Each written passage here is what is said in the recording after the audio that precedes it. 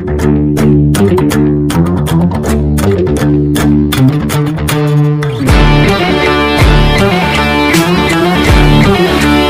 question is from Harsh, from Agra.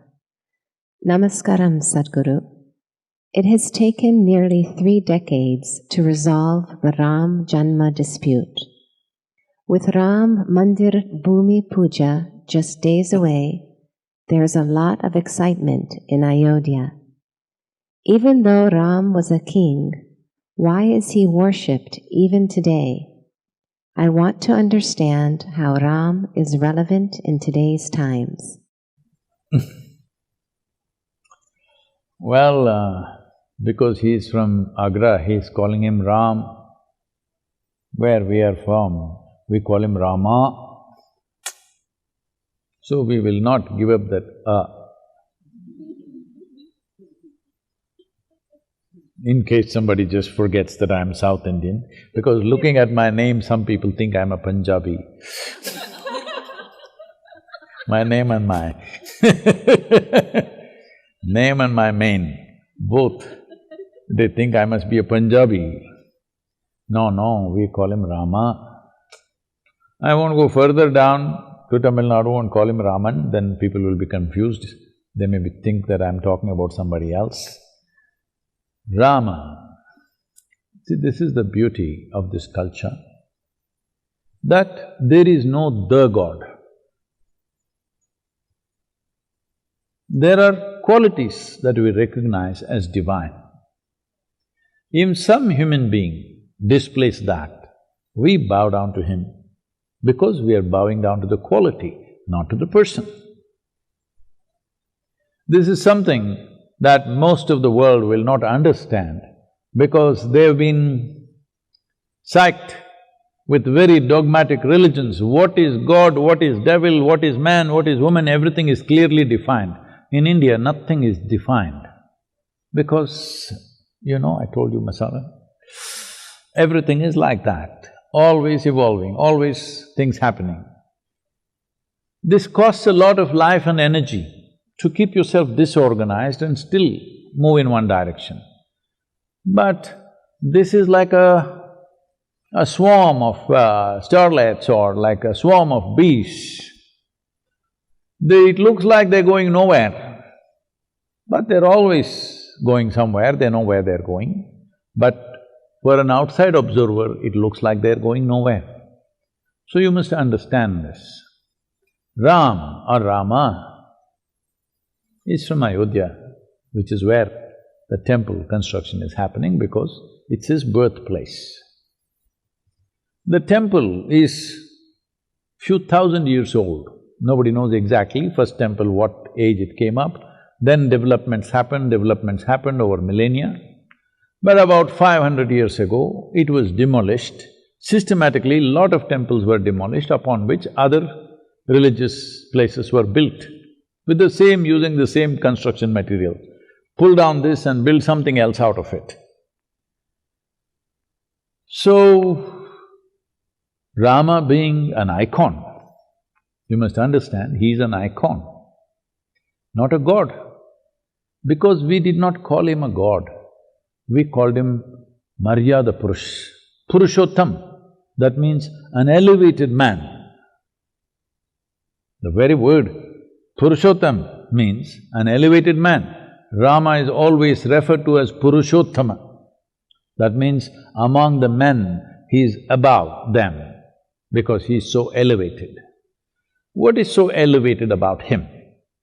Well, he went through trials and tribulations, I will not go through the whole works, but series of disasters, serial disaster, his life. He loses his kingdom, loses his wife, has to fight a war, then comes back, again loses his wife, loses his children, almost killed his children, endless number of disasters. Through all this, he goes through peacefully, blissfully. Pain, but still blissful. On one level, on a personal level, he has much pain which he expresses, but he never allows that pain to make any decisions about anything that he is doing. Well, when a man acts like this, we say he is Purushottama, because he is… Uttama means an elevated one among the men. It's very important that he is a man. He was born in Ayodhya and died at a certain age and went through all this life, traveled through Indian geography, coming down to south and again going back to north. After having killed his adversary, a man who kidnapped his wife and was living and ruling wantonly, after killing him, he comes back and goes into a year of repentance. So his brother asks, "Are you crazy? This is the worst kind of guy. You had to kill him. And now you want to repent? What does it mean? Did we all do wrong?"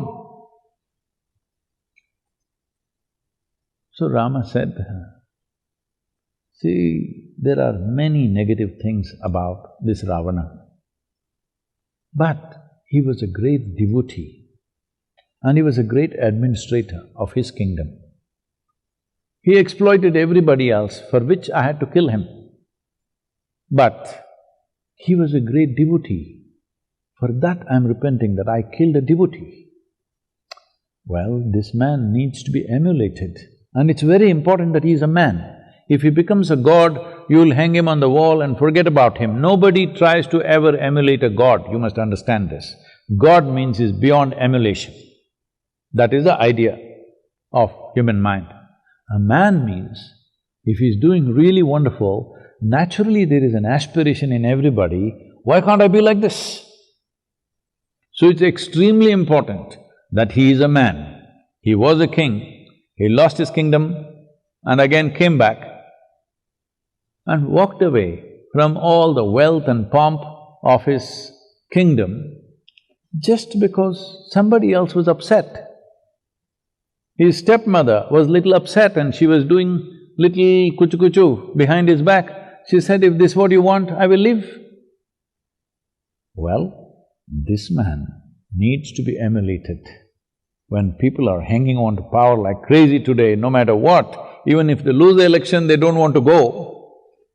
At a time like this, emulating Rama is very, very, very important. So why is this temple important? The temple is important because in many ways, at least in the northern part of the country, in south, not so much, it is very much there but not so much. But in the north, Rama is their spirit. And 500 years ago, when foreign invaders from Turkey and some from Mongolia later on, they came and they systematically went about destroying all the temples, which were ancient temples built long time ago, which was the fundamental force for that society, and put up whatever they wanted to put up hurriedly on top of it. This dispute has been raging. This dispute has been in the court for, I think, if I'm correct, about 135 years since the British era. It has been in the court and going on and on and on. Because we have developed a certain kind of wanting to be politically correct at any cost, unfortunately, in the country, no judge has been wanting to take a call on it. Everybody is pushing it so that his term is over, let the next one handle the trouble. Because two communities are fiercely contesting as to whose property is it. But now the Supreme Court, after a long process of nearly 3 to 4 decades in the Supreme Court, it's been going on, now it came to a conclusion, looking at all the proof, clearly, archaeological proof, clearly more than 100% it suggests that there was a temple and it was pulled down, hurriedly they put up a building on top of it. So they said, this must be built as temple. For the other community, they allotted another piece of land close by, within 20 miles or 20 kilometers or something like that. They said, you build your place there, let them build their place here. So it is not just another temple, it's resurrection of India's spirit. Because it is not just one particular denomination or religion who looks up to Ram. There's a whole lot of people, people who belong to other religions who also want to emulate him, who also eulogize him in many, many ways. So in many ways, Ramayana, the story of Ram has been so much a part of Indian ethos. So it is almost like a resurrection of a damaged national spirit. So, I think it's a good thing it's happening because otherwise unnecessary hatreds against other communities will continue. With this resolution, a whole lot of minds and hearts are cooler, which is a good thing for the future of the nation, and unnecessarily frictions going on endlessly between two communities. So, I think one major problem has been settled.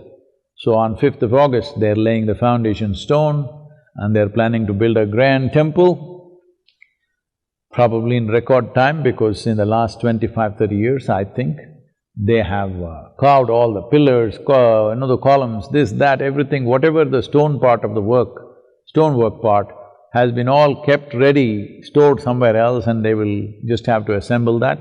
The rest of the structure should come up pretty fast. Hopefully, in 24 months or 30 months, this grand temple will be up. And because of the virus situation, they have sent out only 150 invites. Otherwise, probably 10 million people would be there, 10 to 12 million people would be there for this opening of the temple or even foundation laying, but only 150 invites are sent out. So, rest is being live telecast, people can see it on the television or maybe it's webcast, I don't know. So, I think it's a landmark in terms of resolving disputes which continue for a long time, unnecessarily festering in a society like a wound. I think it should cool down many people.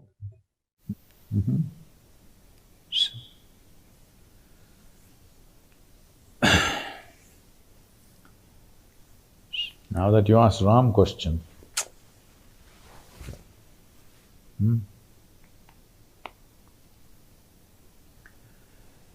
Ye tiru gananu dayachu chadava inavam shottama Rama.